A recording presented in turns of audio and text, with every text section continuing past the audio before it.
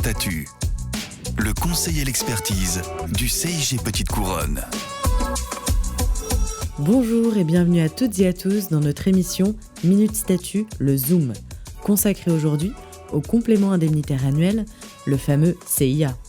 Le CIA, c'est la part variable du régime indemnitaire, tenant compte des fonctions, des sujétions, de l'expertise et de l'engagement professionnel, le RIFSEP. Concrètement, il sert à valoriser l'engagement professionnel et la manière de servir de l'agent. Contrairement à l'IFSE, il n'est ni automatique, ni reconductible d'une année sur l'autre. C'est une attribution individuelle qui peut aller de 0 à 100% du plafond fixé par la collectivité et qui est réévaluée chaque année.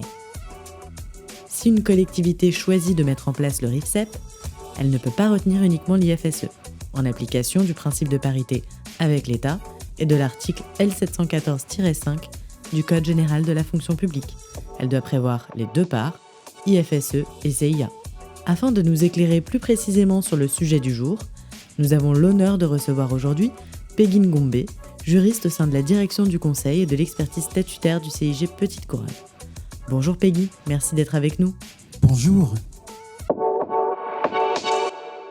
On commence par une idée assez répandue. Certaines collectivités pensent que l'assiduité ou la présence régulière d'un agent peut justifier le montant de son CIA. Est-ce vraiment possible ? En réalité, non. Le CIA n'est pas une prime d'assiduité. En 2020, la Cour administrative d'appel de Versailles l'a rappelé très clairement. Lorsqu'une délibération valorise l'assiduité, elle met en place une prime fondée sur l'absence dont ne bénéficient pas les agents de l'État. C'est donc contraire au principe de parité. Le CIA récompense l'engagement professionnel et la manière de servir, pas simplement la présence de l'agent. Et en revanche, qu'en est-il de l'assiduité lorsqu'il y a des absences pour raison de santé ? C'est une question fréquente. Est-ce que les absences pour raison de santé peuvent influencer le montant du CIA ? La réponse est non. Le CIA n'est pas un outil pour sanctionner la maladie. Il sert à reconnaître l'engagement professionnel et la manière de servir, tels qu'ils ressortent de l'entretien professionnel. Mais il faut nuancer.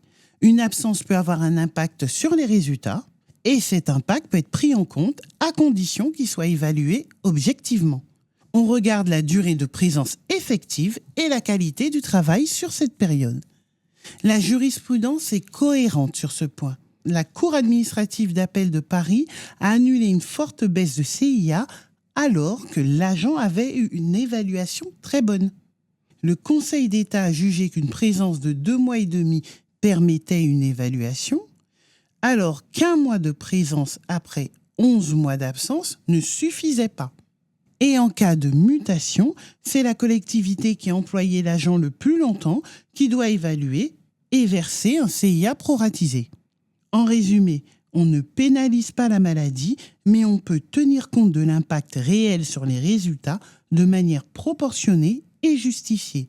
Et surtout, l'entretien professionnel reste la base légale incontournable pour fixer le montant du CIA. Et à ce sujet justement, l'entretien professionnel revient souvent dans les discussions sur le CIA. Pourquoi est-il si déterminant pour son attribution ? Parce que c'est la base du dispositif. Sans entretien, il n'y a pas de CIA possible. La valeur professionnelle est évaluée lors de cet entretien. Et le CIA doit en découler directement. Le juge l'a rappelé plusieurs fois. En 2023, le tribunal administratif de Nîmes a annulé une décision d'attribution car l'agent n'avait pas eu d'entretien. En 2024, le tribunal administratif de Rouen a annulé un refus de CIA fondé sur des reproches absents du compte-rendu. En 2025, le tribunal administratif de Nîmes a rappelé qu'un refus de CIA sans évaluer la valeur professionnelle engage la responsabilité de la collectivité. En pratique, le CIA peut aussi faire l'objet d'un autre échange spécifique après l'entretien professionnel, mais jamais avant. Bref, le CIA doit être cohérent avec le compte-rendu de l'entretien. Et concrètement, qui fixe les critères d'attribution et de modulation du CIA ? C'est l'organe délibérant, en application des articles L714-4 et L714-5 du Code général de la fonction publique. Il fixe les plafonds, les critères et les modalités. Les plafonds maximaux sont déterminés par arrêté ministériel, mais la collectivité peut fixer un plafond plus bas. Voici des critères généralement admis. La qualité du travail, la rigueur, l'atteinte des objectifs, l'investissement personnel, le sens du service public et la capacité à travailler en équipe. Donc la collectivité a une vraie marge de manœuvre, mais pas totale. Auriez-vous des exemples de certaines limites à respecter dans l'attribution du CIA ? Bien sûr, par exemple en 2019, le tribunal administratif de Rennes a sanctionné un dispositif qui remplaçait le CIA par un complément fonctionnel lié aux suggestions, sans lien avec la manière de servir. En 2021, la Cour administrative d'appel de Versailles a annulé une délibération fixant le plafond du CIA à 1 euro. En 2023, le tribunal administratif de Caen a annulé un CIA très faible, malgré une évaluation excellente. Et en 2024, le tribunal administratif de Nancy a censuré un CIA uniformisé pour tous les agents, sans modulation possible.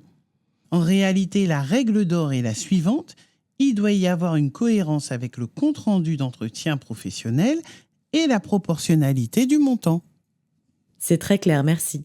Donc pour résumer, on peut retenir 3 points essentiels concernant le CIA.